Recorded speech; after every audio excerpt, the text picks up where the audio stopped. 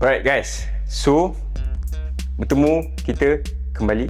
Ada satu soalan ni daripada kita punya follower lah. Betul ke, saya baca betul ke rumah kalau extend selalu akan mendap? Okay guys, kalau kita sebut pasal mendap ni guys, kita kena tahu dia selalunya tunjuk simptom-simptom awal guys. Simptom-simptom awal.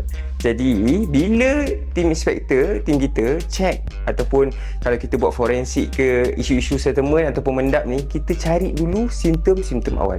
Okey, kebetulan rumah yang kita check ni adalah subsale, kita boleh tunjukkan simptom-simptom awal guys. Okey guys, jom guys. Alright, okey, cameraman, jangan terkejut. Okey, dia satu macam ni guys. Okey, kalau rumah tu buah rumah, kemudian dia ada extend belah belakang. Kalau rumah tu buat sekali jalan sampai fully extend, itu kita tak risau. Tapi bila rumah tu mula-mula dia buat sebuah, ini kawasan yang saya punya ni, dia baru extend. Itu isu dia.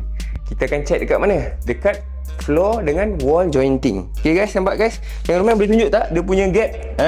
Gap kat situ. Okay, cameraman effort. Okay, lepas tu guys lepas tu nampak? Ni. Ini semua simptom-simptom guys. Kita akan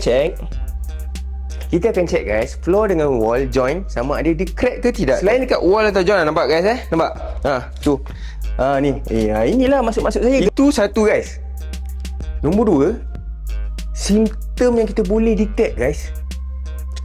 Kalau tadi dekat wall dengan floor, sekarang ni dekat wall saja. Kat mana? Ni guys. Nampak? Dia dah mula start. Ini main building. Ni yang sini main building. Yang sini new extended. Nampak? Okey, jom kita tarik keluar lagi. Ni guys. Jom. Dengan saya kena cepat guys. Ni nampak guys So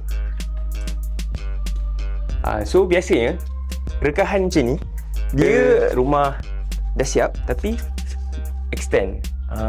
So dia ada different material guys. Material yang sebelum ni kita tak tahu guna batu blok ringan ke, tapi ni guna batu blok ringan. Jadi kat situ akan start cold joint crack.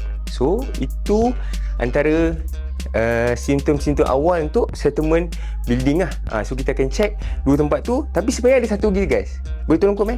Komen.